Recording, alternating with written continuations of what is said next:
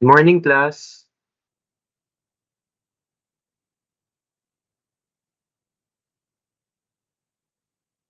Narinig ba ako?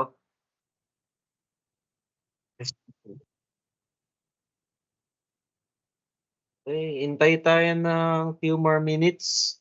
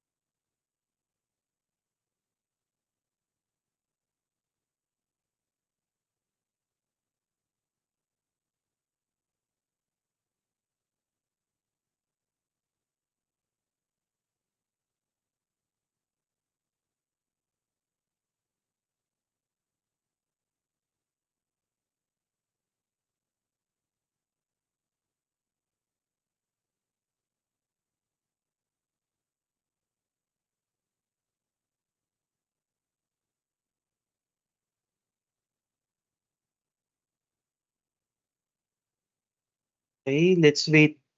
Last 2 minutes. Then let's begin.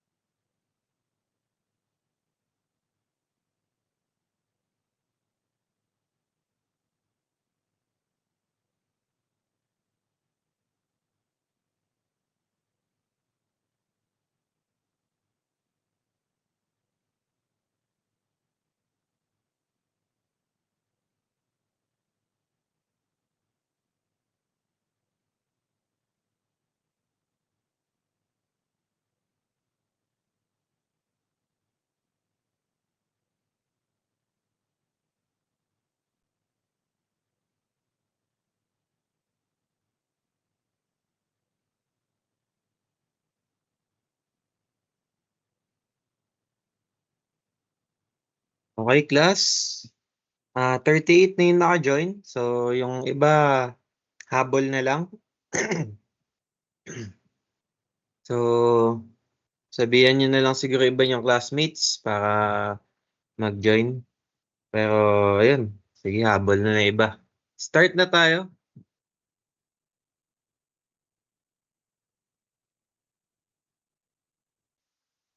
Ayun. Kita na yung screen ko, class? Yes po. Ayun. Okay, so last week di tayo nag-meet, no? So holidays. So I hope you enjoyed, no, your holidays, no? You were able to rest, connect with your family, no, relatives sa mga umuwi ng probinsya. No? So I hope it was all worthwhile, right? Okay, so this week, no, balik tayo sa ACADS. So before tayo dumako dun sa bakasyon natin last week, yung huli nating topic, kung naalala natin, is all about storage, tama? Yes po, sir. Hard drive. Okay, so we talk about the hard drive, no? Yung how a hard drive works.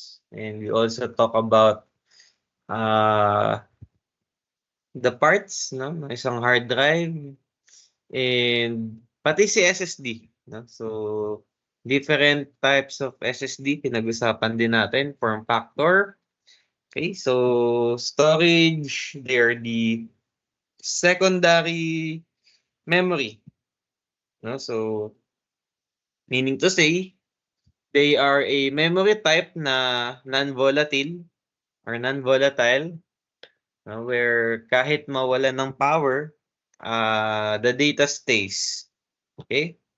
So today, we will be talking about yung tinatawag na nating main memory, or pag sinabi kasi nating main memory sa computer terminologies, mas kilala nyo siya nun sa tawag na RAM, no?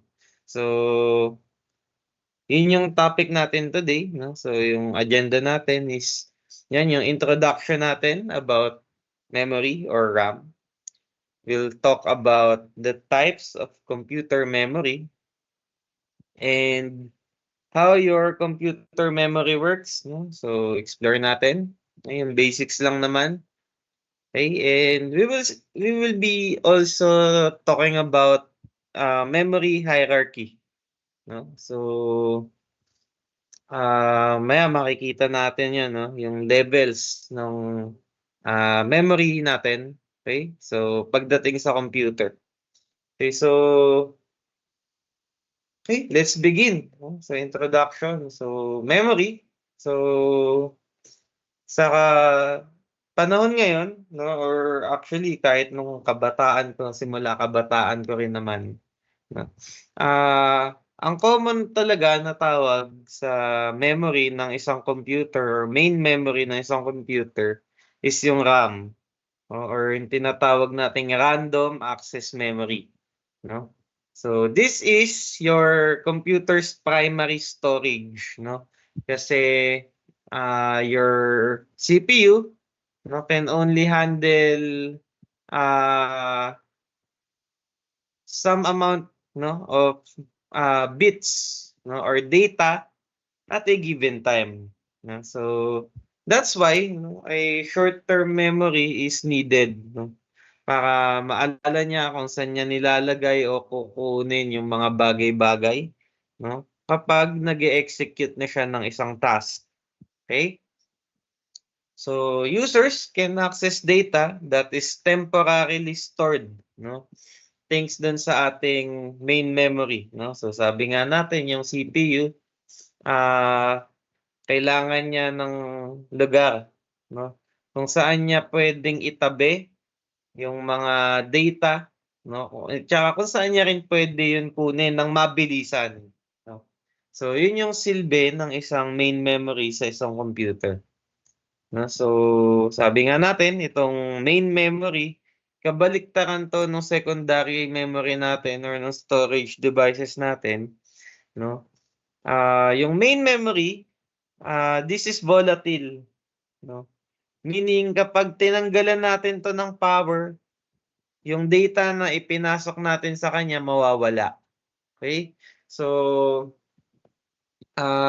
kaya sa computer, in tandem talagang gumagana 'yan 'no, yung, storage tsaka yung memory 'no, kailangan parehas meron si CPU niyan or yung system unit natin 'yan 'no. Kasi yung ginagawa natin, especially today 'no, sa computer, it has to persist because, the use of computers are normally pangmatagalan, 'di ba? So, they are used 'no, for particular purposes 'no. So, kailangan yung data natin nagpe-persist 'no. Pero kailangan din magawa ng computer yung task ng mabilisan 'no. And that's where the main memory, comes in, you know, because makikita natin mamaya ano kung gaano kabilis yung or gaano kalayo yung speed discrepancy ng isang main memory or ng RAM 'no, sa isang hard drive 'no. Mamaya makikita natin 'yan kung gaano kalayo yung agwat nila, okey? Sige, so yun si main memory 'no. So it is a volatile storage, no, that acts, no, as the primary storage of the computer. Okay? So that is the RAM. Okay. So the main memory or the RAM is important, no, kasi yun nga dito natin or dito tinatabi or inorganize ng isang computer yung mga instructions na sinusunod ng isang CPU 'no, for example or yung data na kailangan niyang, i-access ng mabilisan. So, pumindot ka lang ng isang character or isang button sa keyboard mo 'no, that is already a data na in-access ng CPU mo 'no, mula sa main memory 'no. And if you look at it 'no, the moment na napindot mo yung button sa keyboard mo, 'di ba may nangyari agad? Like, for example, nagta-type ka, 'di ba? It's like instantaneously or when you press the button 'no, the character appeared in real time 'no. So, gano'n kabilis yung pangyayari 'no, like what, less than nanoseconds 'no. So, kaya kailangan natin ng main memory 'no, kasi yung mga bagay na ginagawa ng computer natin, especially real-time, tasks 'no, such as clicking the mouse or moving the mouse around or pressing keys 'no, from your keyboard 'no, or yung iba pa 'no, na even some more demanding task 'no. Si main memory yung isang component 'no, na mahalaga na somewhat magdi-dictate 'no, kung mabilis ba niyang magagawa yung task or hindi 'no. So, ayan.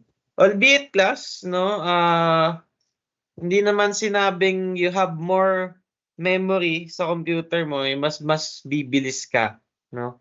Bumibilis yung computer natin or yung machines natin 'no, kapag mas madami tayong RAM 'no.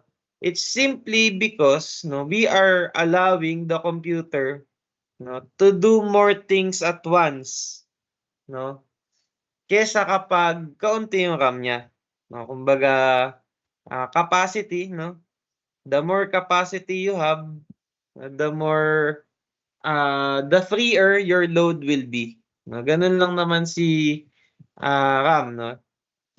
It doesn't necessarily mean na mas bibilis yung pag-run mo ng isang program 'no.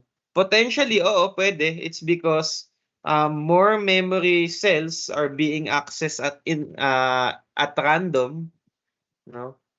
But, essentially hindi naman in-improve nung more memory yung speed ng CPU mo 'no. It's just that the memory or the main memory assist 'no with, very fast or very quick, execution, no, nung routine computer tasks. So, yun yung importance niya. Okay? So, the memory or the main memory is one of the computer's essential parts. No? If there is no main memory or there is no RAM sa isang system unit, it's not a computer. No? It's not a full-fledged computer. It won't work. No? So, kailangan siya. Okay? No, ni BIOS mo hindi magbo-boot, no, kung wala kang main memory. So this is a needed hardware, no, so that mapapagana mo yung software hardware mo tsaka operating system, no, as long as meron kang main memory. Okay, this is always a given. Okay, so there we have the introduction to a main memory, no. Now to understand further, no, what a main memory is, let's watch this video, no. So this is from Crucial, no, kung familiar kayo sa brand na to. They're one of the major manufacturers or company that sells, no, memory and storage products. Okay? So, yun. Let me know kung audible,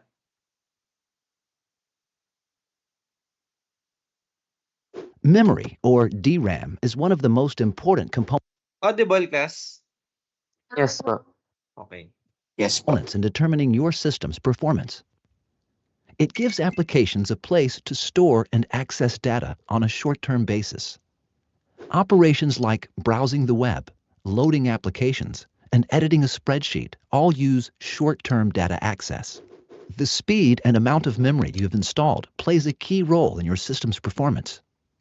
To put this into context, say you want to access data from a spreadsheet. You click to open a document.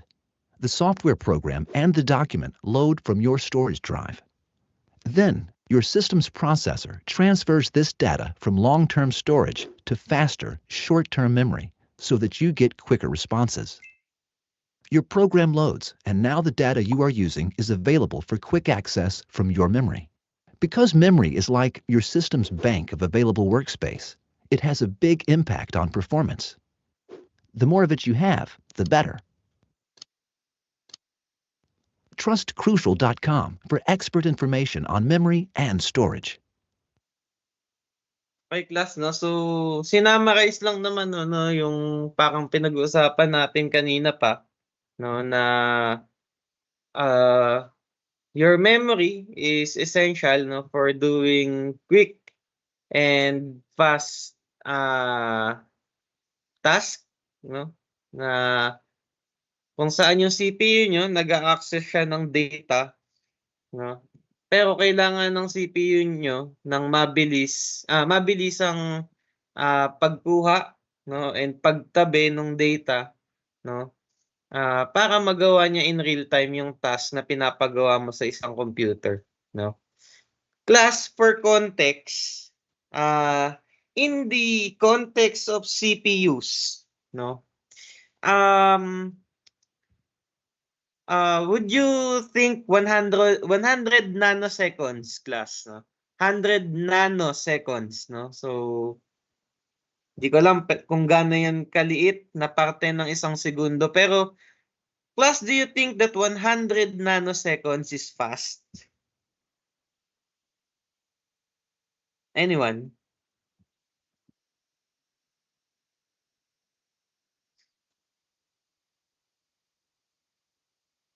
I think yes po, sir. Ano ulit? I think mabilis na po yung 100 nanoseconds. Okay, mabilis yung 100 nanoseconds. Okay, fair enough.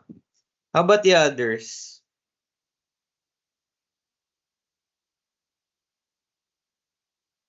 Sir, I think din po na mabilis siya pero baka hindi siya yung pinakamabilis na possible for accessing RAM.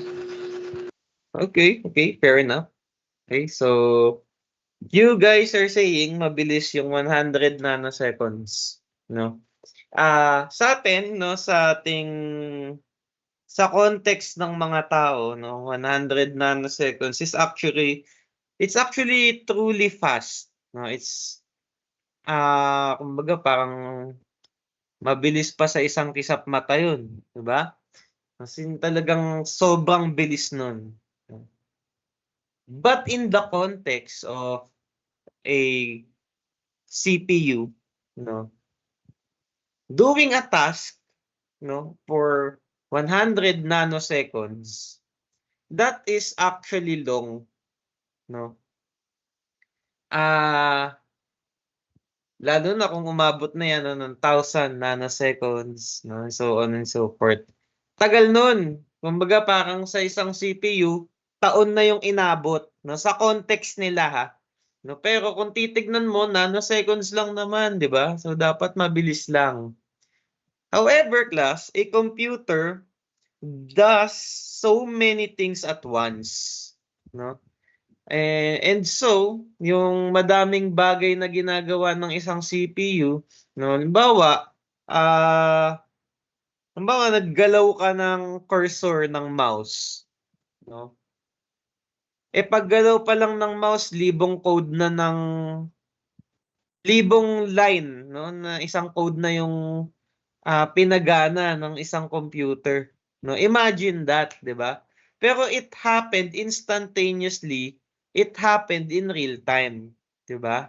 So, kung yung CPU mo ay gagawin yun like for more than 100 seconds, no? Sobrang taas ng latency nung CPU mo, no? So, hindi niya yan magagawa, class, kung ang communication, no, ng isang task execution ay sa pagitan lang ng hard drive at saka ng CPU. Kasi sobrang tagal nun. So, kailangan kasanggang dikit niya talaga yung memory, no? Wherein itong memory na 'to, no, ay mabilis, no, ng di hamak kaysa sa isang hard drive or let's say SSD.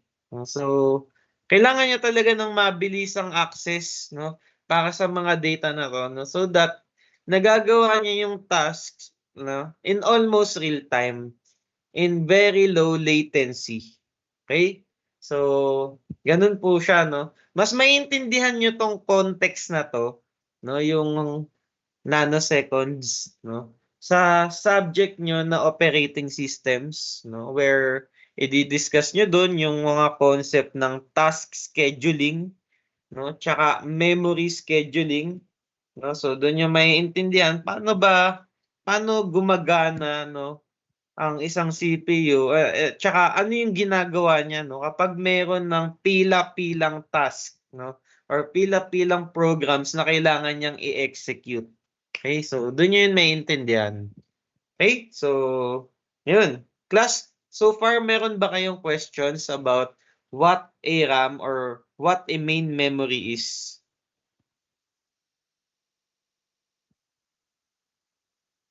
Anyone? Clear naman? Yes po, sir. Clear po. Okay, sige. Proceed tayo. Okay. So, types of computer memory.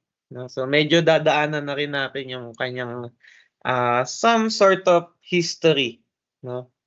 So, the RAM or the random access memory. No? So, ito yung widely recognized abbreviation niya, no? RAM. So, this is the temporary storage found in computers. No? So, siya yung short-term data access, no, for storage ng applications, generally data, no, na kailangan ng CPU. So, the more RAM allows for faster access to read your data, no, that would otherwise need to be written to your storage. No? So madami siyang klase, no? Starting, no, dun sa unang form niya, no, yung tinatawag nating static RAM, no? So, or SRAM for short, no? So in the early 1970s, no, static RAM was developed. Okay? So SRAM stored data using flip-flops. No? Class, nakapag-take na ba kayo ng subject na discrete mathematics? Yes. Okay, so kung na-take nyo na yung subject na discrete mathematics class, are you familiar with this, itong mga symbols na to? Halimbawa, ito. Yan. Itong parang letter D na malaki. Tapos merong dot sa dulo. Familiar kayo sa symbol na yan? Ano to, class? This is a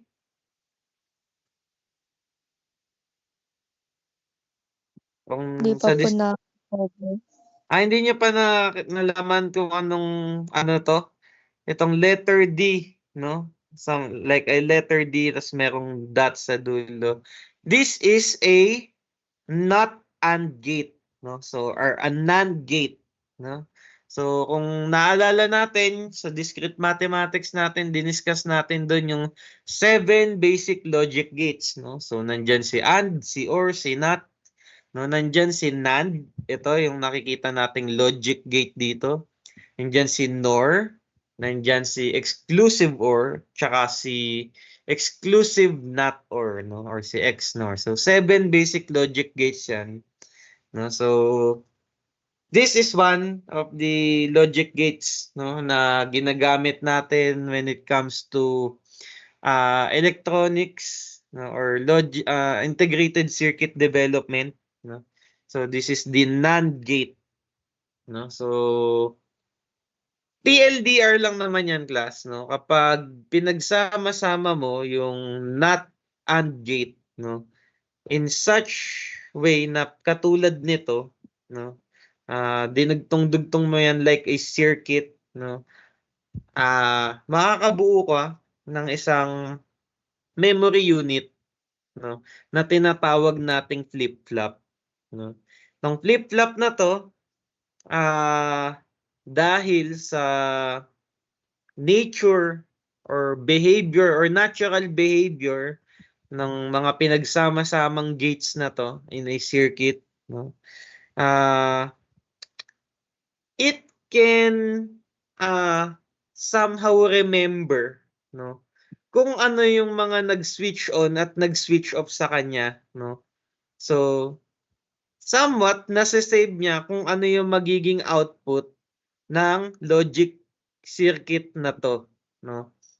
So ito yung isa sa mga fundamentals ng paggawa ng isang main memory, no. Yang flip-flop na yan, no, and then if you go up the ladder, mayroon pang latches na tinatawag, no. Ito, class, maiintindihan nyo to sa subject nyo na logic circuits, no. So doon i-discuss, no, kung ano ba yung mangyayari, no, pag gumawa ka ng circuit na ganyan.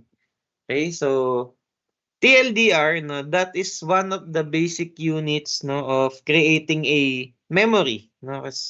This circuit can apparently, no, by nature or by its natural behavior, no, can allow this circuit to remember, no, kung ano yung mga nagiging output niya. Okay, so either way, hindi naman natin to i-deep dive, no. It's just that I want you to somehow not get lost, no, kapag binabasa natin yung mga yung mga kwento or yung mga history behind dito sa technology ng random access memory, no. In particular dito kay SRAM. Okay? So, yung data kay SRAM ay ini-store sa flip-flop, no. So, flip-flop are made of transistors, no.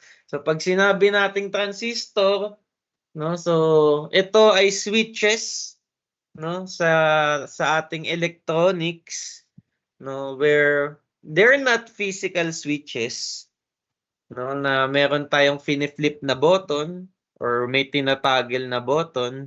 Di siya ganong uri ng switch. But rather, these are switch, no, na nag-activate, nag-on or off, no, based on voltages. Okay?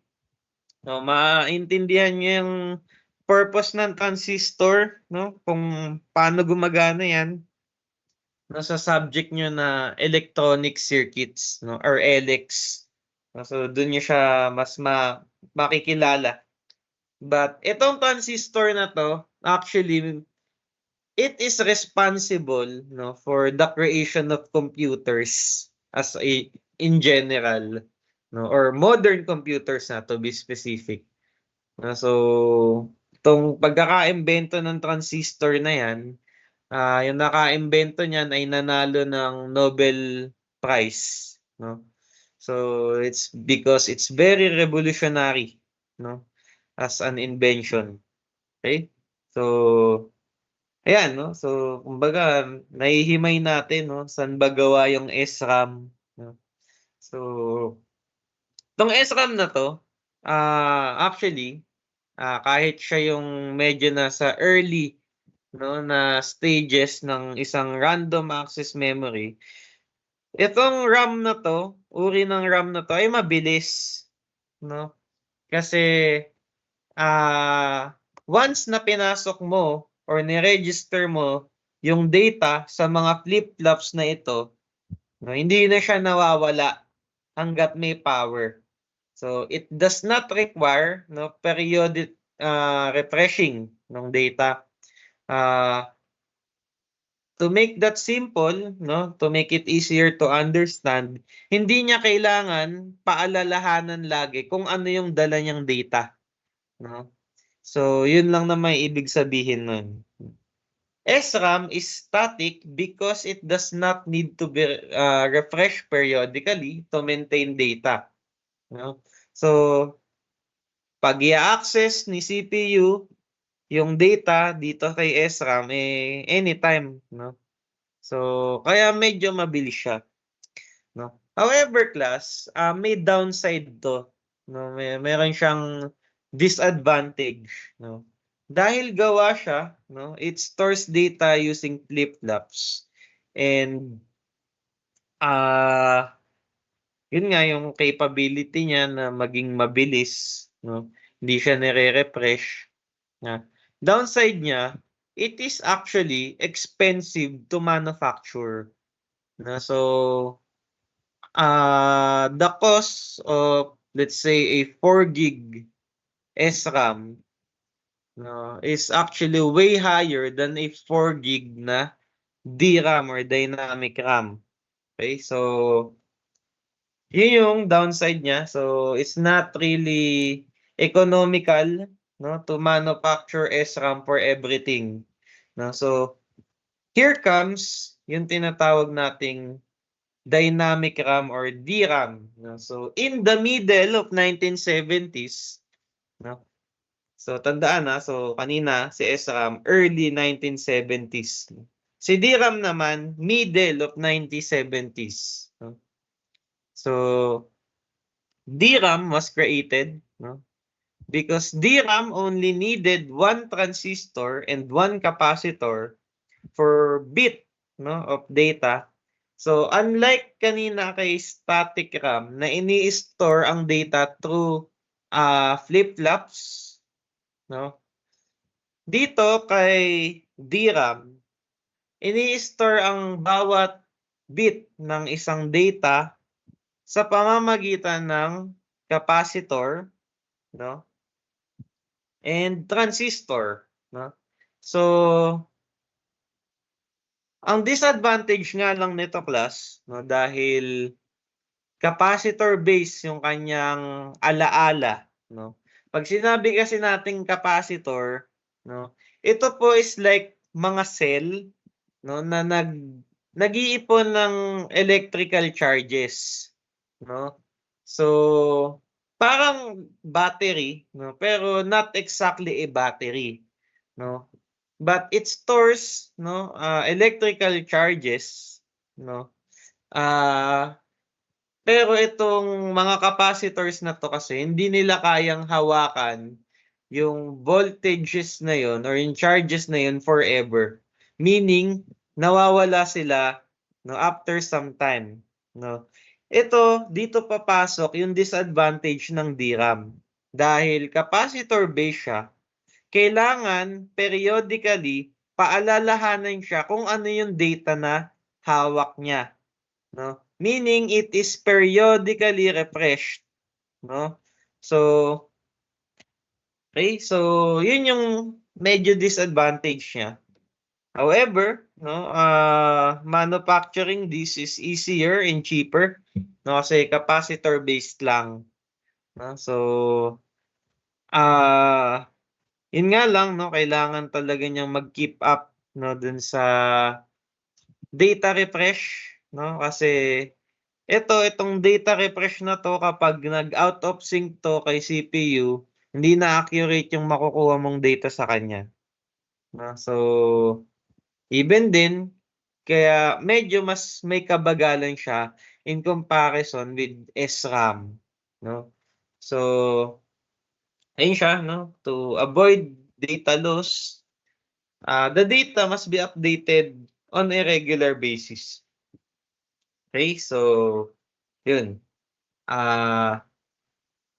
So from here on out, no, mag-e-evolve itong stock or yung technology na ginamit para i-develop yung mga memory natin, no. So na-discuss na natin si SRAM, no, na-discuss na natin si DRAM, yung pinagkaiba nila, no.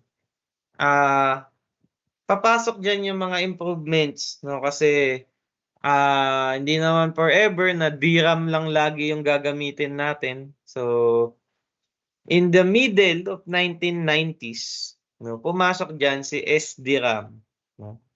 So, pag sinabi kasi nating SDRAM, ito yung Synchronous Dynamic Random Access Memory, no. So, in-insert natin yung salitang synchronous sa pangalan ni DRAM, no? So meaning this is still a memory that is being refreshed periodically, no? Pero class, ito yung naging improvement niya, no? So si SDRAM, this is being refreshed periodically, pero in sync na to sa clock ng computer mo. No, meaning you avoid data loss and therefore the memory can perform, no, faster, no, than how it used to be before, no, nung DRAM pa lang siya. Okay? So SDRAM sync data transfer with the CPU clock, no, enabling more rapid and effective memory access, no. So meron na siyang memory clock. Okay? So it synchronizes its activities, no, with the system clock, no, in contrast to previous versions of DRAM, which function asynchronously. So it allows higher data transfer rate and more accurate timing. So wala tayong nako-compromise na data, no, when it comes to the communication between your CPU and your memory, no. So yan yung isa sa naging improvement niya. Okay? So and then late 1990s naman, no, nagkaroon ng panibagong development in memory technology. So ito yung tinatawag nating double data rate, or mas kilala nyo sa tawag na DDR, no. So yan na, nagiging mas familiar na, no. So okay, so DDR SDRAM, no. This was first introduced in the late 1990s, no. So it moves, no, double the speed, no, nung SDRAM, no, nung middle of the 1990s. Okay? So this is a new technique for data transfer. This enables data transfer on both the rising edge and the falling edge of the clock signal. Okay, class, para hindi kayo na-alien dun sa concept ng falling at rising edge, at saka in general, the clock signal. So, remember class that a computer can only understand 1 and 0. No? Meaning, pagka dinrawing natin yan sa graph, no? XY axis, no? Over time, no? Sa x-axis natin, 1 or 0 lang yung pwede niyang itala. Okay? So, kapag nag-generate ka ng graph, no, ang makikita mo lang ay square waves. No, ganyan, no. Tapos, ito yung rising edge. Yung mula sa ibaba, mula sa 0, no, tapos mag-graph siya ng pataas, no. This is called the rising edge, no. Okay? Kapag naman yung mula 1 pupunta na siya sa 0, no. Yung edge na yun ay tinatawag nating falling edge, no? And when you implement integrated circuits, no, or combinational integrated circuits, you can choose, no, kung saan nyo pa iilawin yung circuit nyo. Pwede sa rising edge, pwede sa falling edge. Depende sa design nyo. No? Again, mas maiintindihan nyo yan sa subject nyo na logic circuits, no?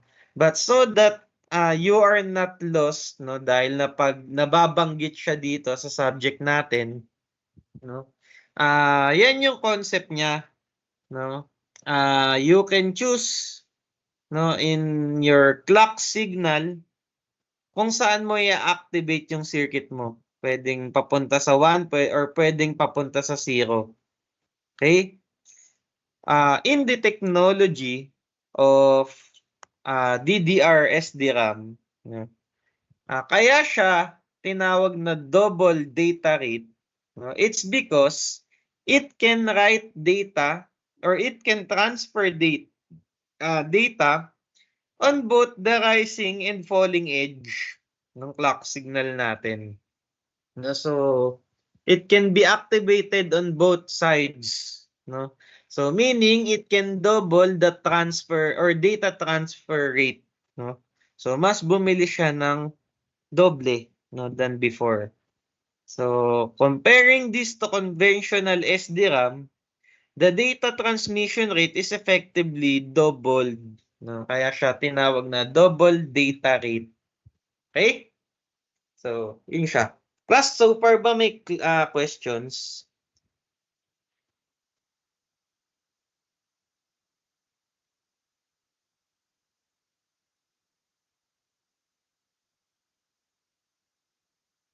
Anyone? Sige, Mark. Sir, dyan po ba sa DDR, capacitors and transistors pa rin pa lang ba yung gamit? Wala naman bang na-introduce? DRAM pa rin siya. So, hindi naman siya implemented like an SRAM, no, na flip-flop yung gamit. Ito, capacitors and transistors pa rin yung gamit niya. No? Pero yung technology behind the implementation ng DRAM na to is improved over previous versions. No?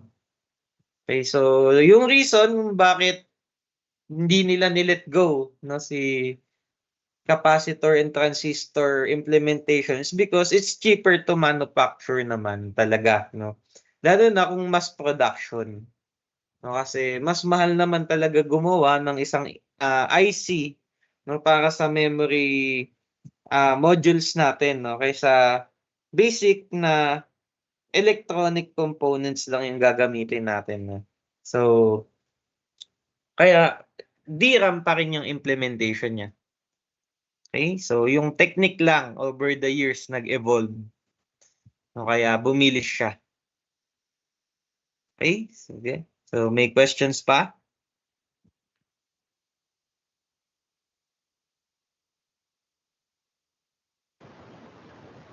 Okay na. Sige. Proceed tayo. Okay, so dahil na-meet na natin, no, si DDR, no, yung DDR, no, nag-evolve lang naman yan over the years, no. So you have your SDRAM, the 1993, Then you have your DDR, no? Late 1990s to early 2000s. No, tapos naging DDR2, naging DDR3, DDR4, and currently we have DDR5.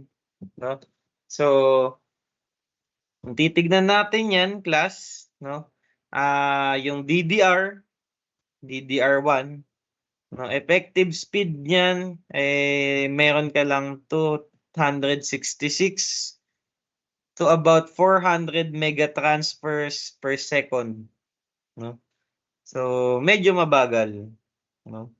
So, DDR2, nag-double lang naman yan effectively. No? Around 533 to 800. No?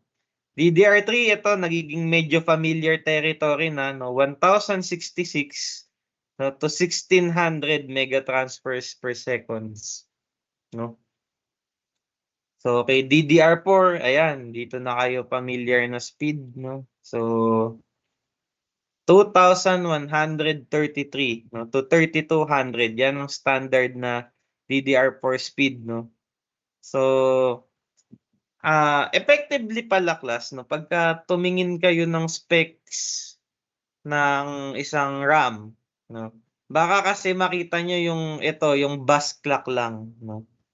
So, bawa yung 100, bumili kayo ng DDR4, makikita yung bus clock niya 1066 to 1600 lang.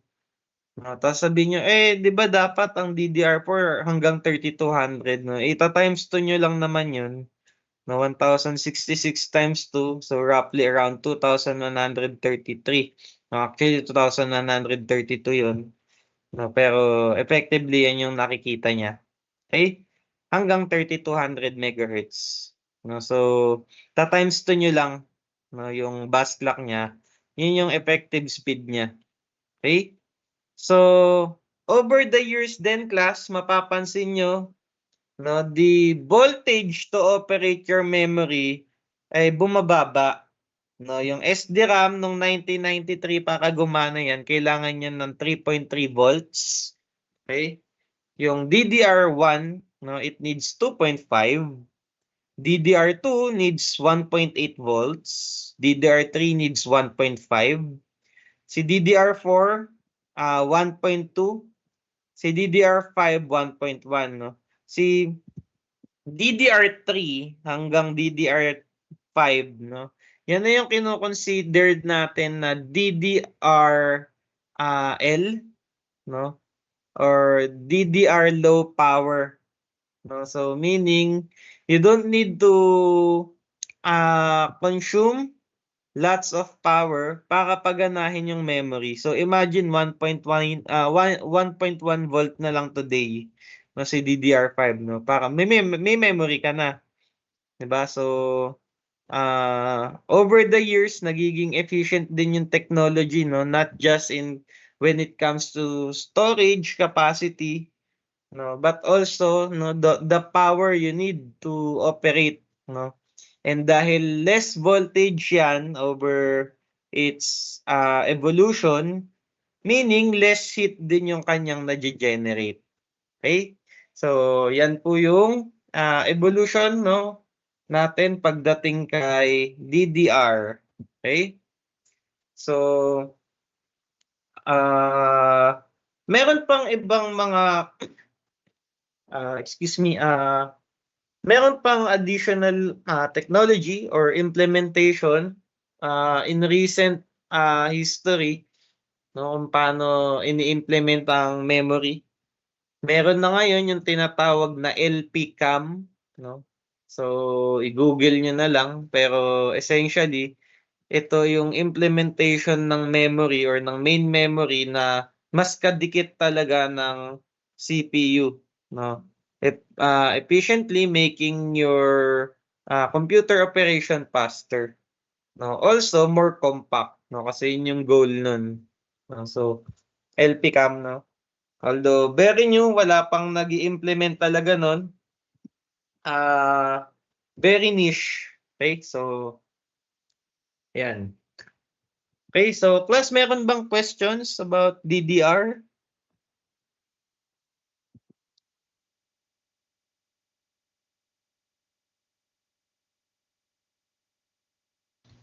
None po, sir. Okay, none naman. Sige. So pag pinag-usapan kasi natin yung memory, no, pumapasok din diyan or naririnig niyo din diyan yung salitang DIMM, no, or DIMM slots. Okay? So itong DIMM na 'to or DIMM, ito yung tinatawag nating Dual Inline Memory Module, no.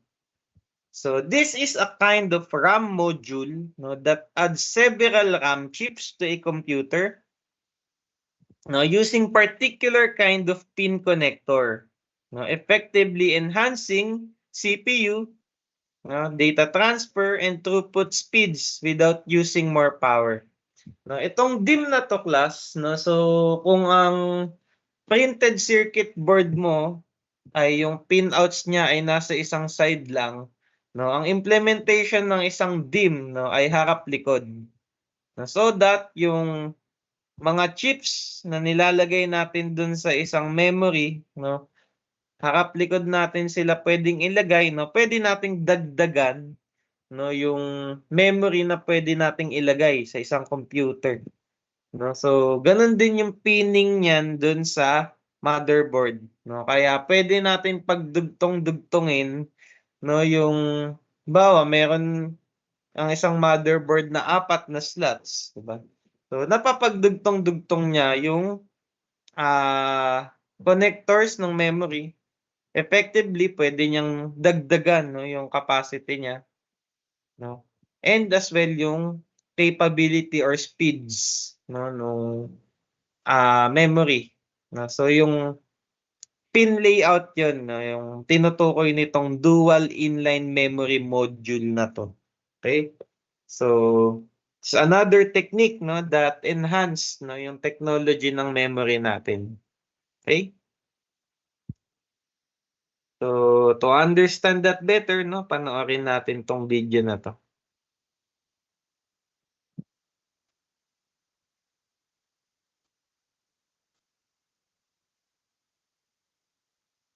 Other attributes of RAM that are important to understand, especially when we're doing an install or we're trying to select the correct type of RAM for a particular computer, is DIMM versus SIMM. SIMM actually stands for Single Inline Memory Module, while DIMM stands for Dual Inline Memory Module. So what does that mean for us? Well, SIMM actually refers to a memory module, or a memory stick rather, that has a single group of memory that can be independently accessed. So it's one group of memory that we can independently access at one time. Now, SIMM, even though it's one group, may sometimes have two sets of pins. Both sides of the card have pins on either side, and this isn't because it's like DIMM where it can be accessed independently, but it's actually a dual-sided SIMM. It's one group of independently accessed memory, but they're connected together to sort of simulate working as two groups. DIMM, the dual inline memory module, is actually two groups of memory that can be accessed independently.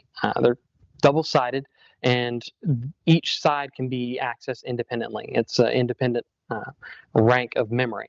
So between the two, we definitely know that DIMM is the newer version. It's the latest and greatest between SIMM and DIMM. And when we're talking about new computers and new RAM, what we'll see on the newer modules now is the DIMM, the dual inline memory module, and we'll see it as DDR, DDR2, and DDR3 will all be the DIMM type modules. Now, when we're picking our RAM, there's a lot to consider. We've talked about DDR, DDR2, DDR3, and SIMM and DIMM, and there's also the clock speeds of our motherboard, as well as the different banks of memory that we have on our computer. Memory manufacturer websites that we can go to buy more memory, such as Kingston Memory, or if we go to different memory purchasing websites, they actually come with utilities that will allow us to search by our computer make and model, as well as our motherboard make and model in order to determine the exact best type of memory for our computer. It's a lot easier than looking through the pages of our motherboard instruction guides and determining the exact specifications of our motherboard memory capacity and searching that versus the different memory manufacturers, rather than just going to the manufacturers and using their tools that they have available already. So we want to go online and we want to check by either our computer or our motherboard in order to determine the best memory. And we also want to check the RAM speed. And the RAM speed either going to be in nanoseconds or it's going to be in throughput. Now, again, by using the online tools, these will automatically match up with our motherboard or our computer type. But if we're doing our own research, then we want to make sure as best we can that the RAM speed matches up with the motherboard speed for RAM.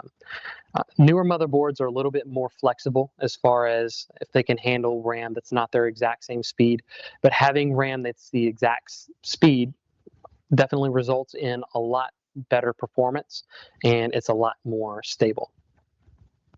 When selecting memory for your motherboard, you'll notice that your computer memory comes in banks. Fortunately for us, a lot of times the banks are color-coded. On this particular motherboard, you'll notice that we have latches that are white and latches that are black. The two white latches are considered one memory bank, and the two black latches are considered another memory bank. When we want to install memory on this motherboard, we want to install memory in pairs. If we have a motherboard where it has two sections of 3 bank memory, then we want to install the memory in sticks of 3. We want to make sure that we install the memory as best we can in groups and that we match the groups up with the different banks. So we go online, we enter our computer manufacturer, or if we bought this motherboard separately, we can enter this motherboard information and we find out the best type of memory for this motherboard. We'll want to buy 2 sticks and place them in corresponding memory banks. So we'll want to either fill up both the white slots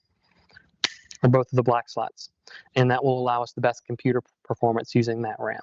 When you're selecting RAM, you always want to check out your manufacturer specifications by using the website tools that you can normally find on most memory manufacturers' websites. You want to make sure that you determine your motherboard's maximum amount of RAM, because just because we can buy 4 16 gigabit sticks of RAM doesn't mean our motherboard will be able to handle it. We definitely want to check out its maximum threshold for the amount of memory that it can handle. And we want to, of course, check what type of memory we have in there now. Because if we have, say, if we already have 2 4 gigabit sticks, we don't want to buy just one 16 gigabit stick to bring up our memory. We want to make sure that we try to install memory in pairs as best as we can. So say 2 gigabit sticks rather than one 2 gigabit stick and one 4 gigabit stick, because the clock timings on those 2 sticks will throw off the computer, especially if you only install one of those, or they're dramatically different. So we want to make sure that we try best to install them in pairs. And keeping all this in mind, we should be able to install our memory correctly, and we should be able to have good computer performance and speed up our computer with more memory. Okay, class, yung ginamit na motherboard dun sa demonstration niya, luma na yun, no? Very rare kayong makakakita ng motherboard na color-coded pa yung latches ng memory slots.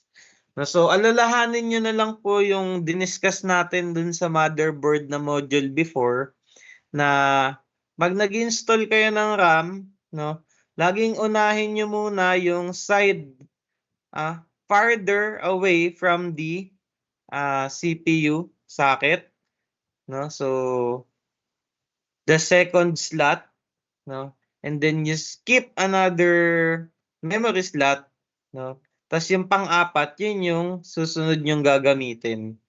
No? So by convention, lagi namang ganun. No? So lalo na kung 4 yung memory slots ng motherboard nyo. No, you don't have to worry about that kung meron kayong 4 slots, no, for your memory. No, pero kung isa or dalawa lang yung gagamitin nyo, no, So start with the second slot, no, away from the CPU socket.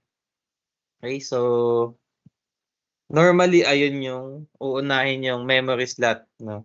Or if you're not sure, always consult your motherboard manual, no, so that you could maximize yung performance ng computer mo. Okay? So yun. Plus, may questions ba so far? None po. Okay, sige. Sige, si Mark. Sir, gagana pa rin po ba kapag yung isa mong RAM 2666 MHz, tapos isa 3200? Oo naman, gagana pa rin siya. Yun nga lang, tatakbo lang yung system mo at 2000, yun nga, 2666 MHz. But I think you meant 2133. No? So, ayun, gagana, pero it will run at this lower pace. No? Kung alin yung mas mabagal sa dalawa, yun yung speed na susundin niya. So, ayun. Okay, may questions pa?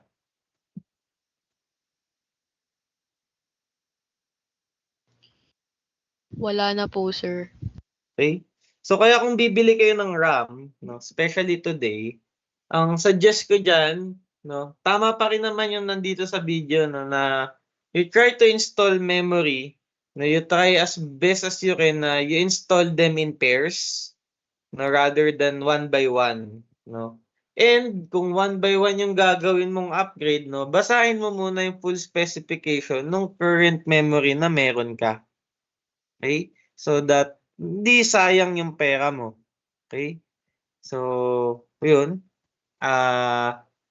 Pero normally naman, available na yung pag bumili ka, no, it comes in pairs. No? So, I suggest, no, you better go for that. Okay? So, yun. So, third na topic natin is yung how the memory works. No? Pero basic lang naman, no, yung titignan natin. So, to understand in general, no, how your RAM or memory works, let's watch this video.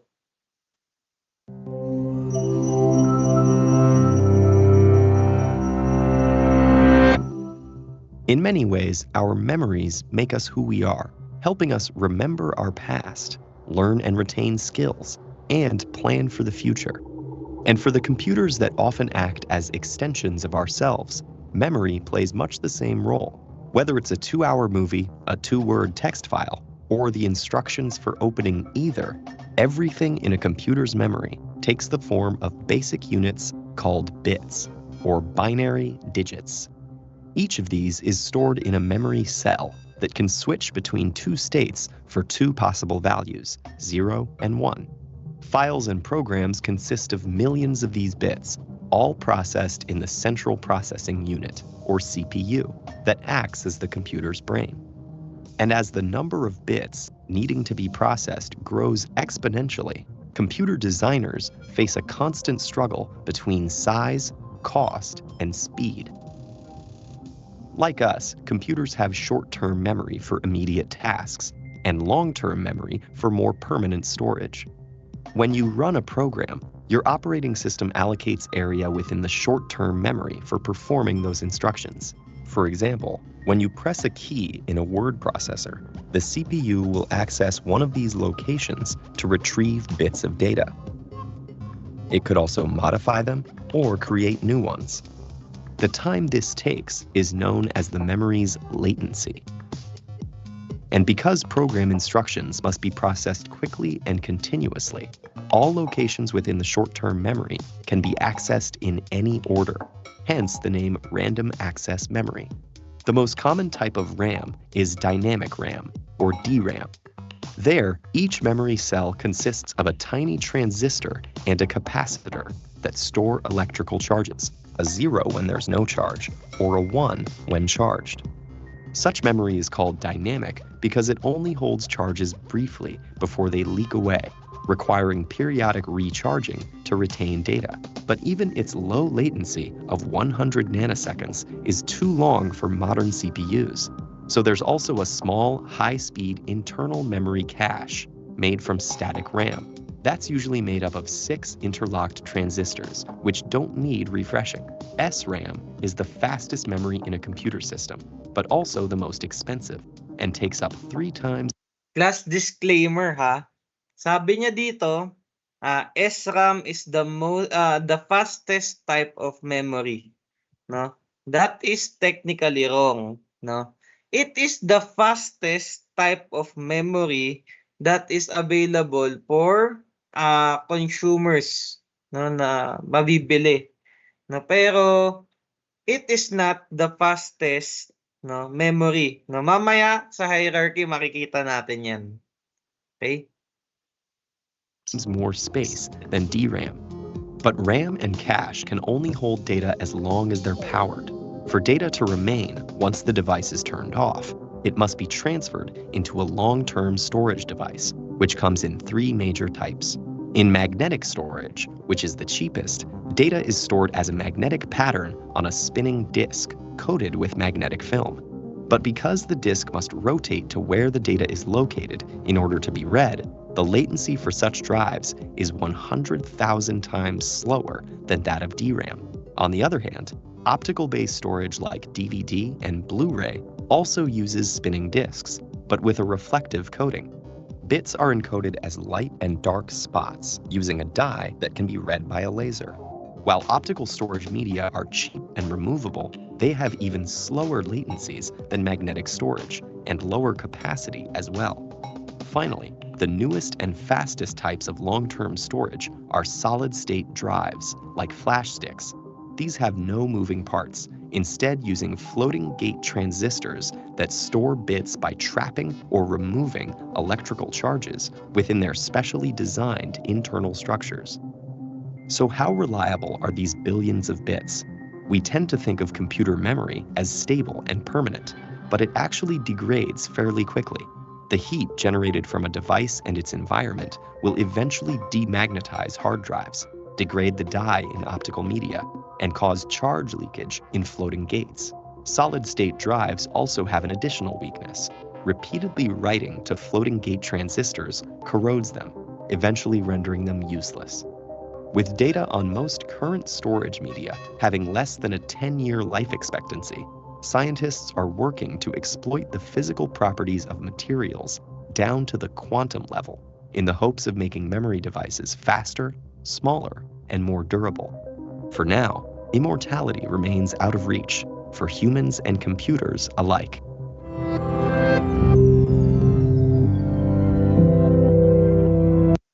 Okay, class. So, basic lang naman yun, no? Kung paano gumagana isang RAM. We won't dive deep naman, no? Kung paano siya, no? In technical aspect gumagana.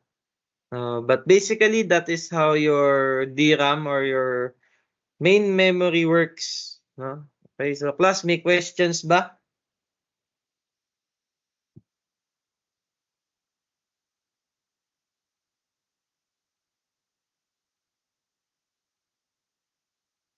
Clarifications? Yan po. Okay, sige. So, proceed tayo. Memory hierarchy. So, this is the last part of this module. So, the memory hierarchy shows the level of different types of memory. Kung gaano sila kabilis hanggang sa gaano sila kabagal.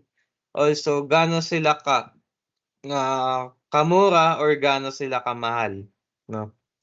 You see at the top of the memory hierarchy are what we call your CPU registers.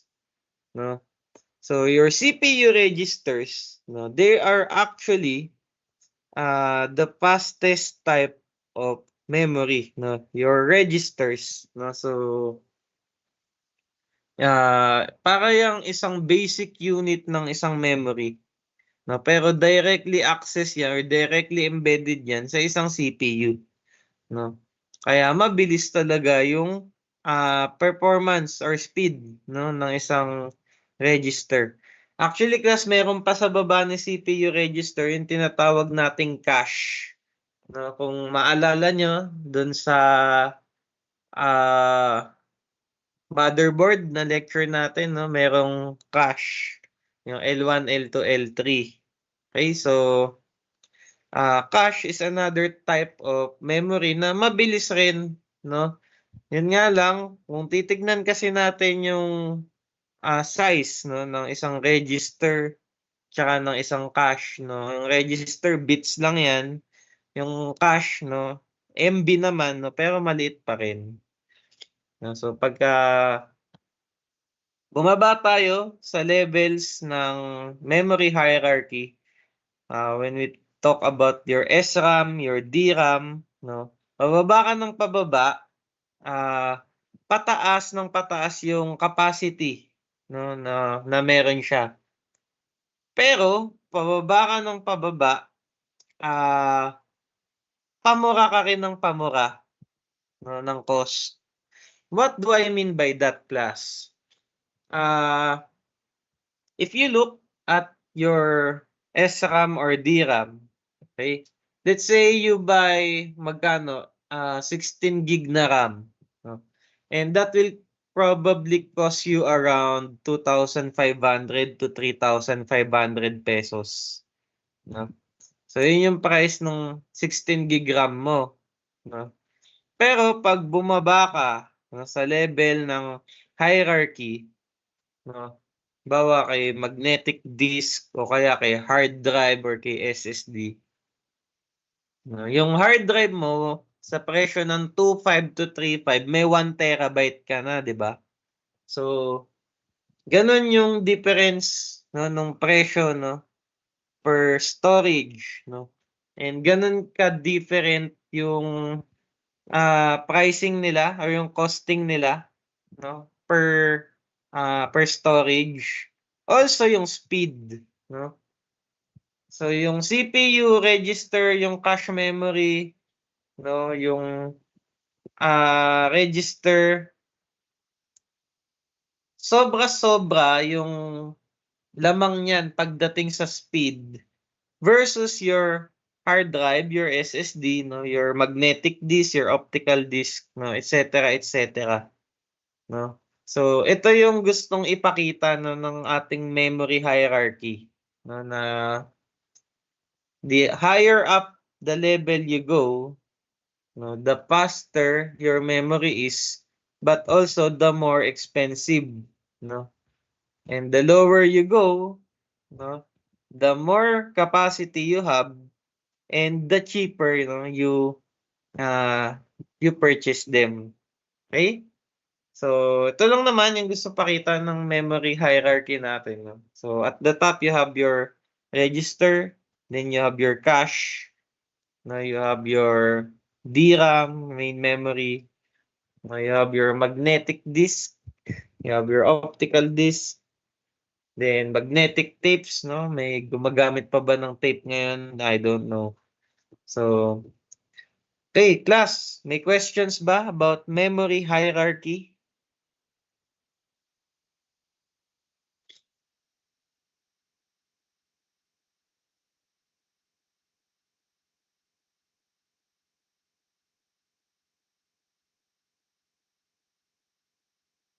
Lan po, sir.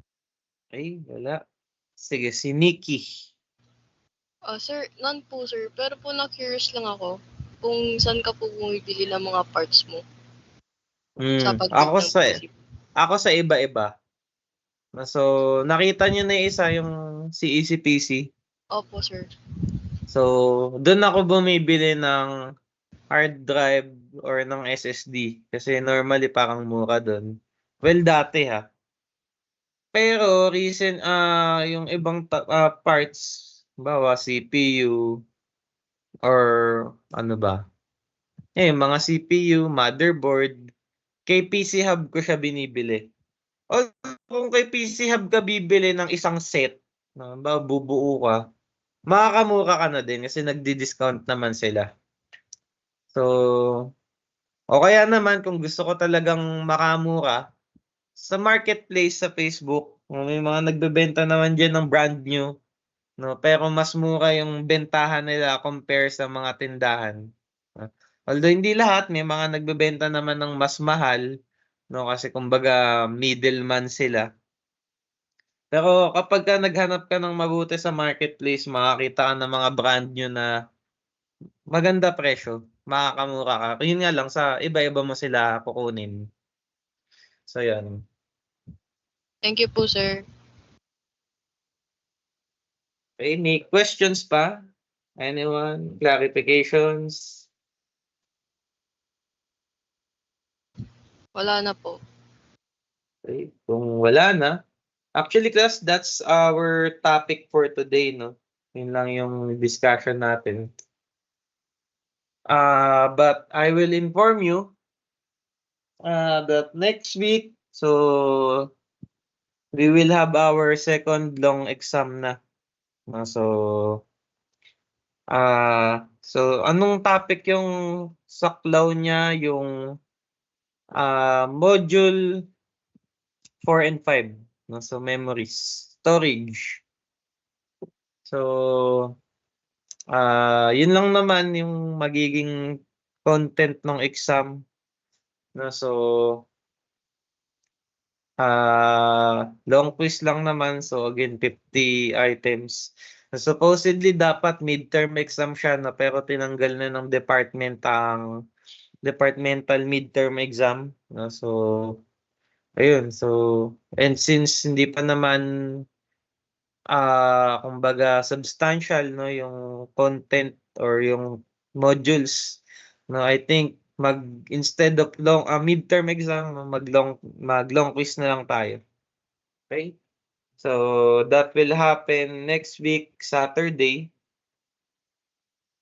No, so mag-aral mabuti, no, so that makabawi kayo dun sa previous na result, no, ng long quiz nyo. Okay, so technique, babasahin nyo lang naman yung mga modules na shinare ko sa inyo. So other than that, wala na, basta basahin nyo mabuti, no? Intindihin nyo rin, no, rather than memorize, no, kung madami kayong inaaral, or have some techniques on how you will remember better the topics, no, so that mas madali nyong matake yung exam, no, unlike last time. Okay? Sige. So kung wala nang tanong, so that's all the reminders I have, no? So next week will be your second long quiz. Okay? May questions pa ba? Sige, si Francen. Sir, ask ko lang po yung mga hindi nakapag-take ng first long exam nung nakaraan po. Sige, punta lang kayo sa akin, no? Pagka siguro sa yun nga, next week, after nyo i-take tong long quiz 2, punta kayo sa akin tapos take nyo yung long quiz 1. So, Thank you kung po, sir. free time nyo. Sige. Ezekiel. Sir, ask ko lang din po kasi meron po sa amin na hindi nakapag-assemble, disassemble last time and some of us wala pa pong group. So, I suggest buo kayo ng isang group, no, tapos punta kayo sa akin, no, kapag libre, wala kayong ginagawa, no, so you can do the activity. thank you po. Hiram lang kasi tayo sa lab, no, nung machine na i-disassemble and assemble. Okay? Meron pa?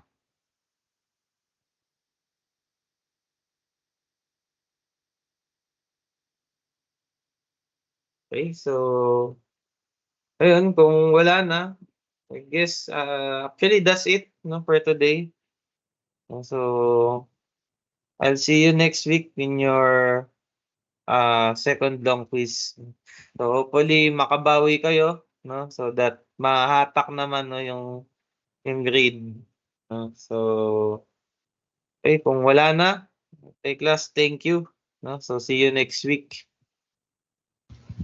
Thank you po, sir. Thank you po, sir.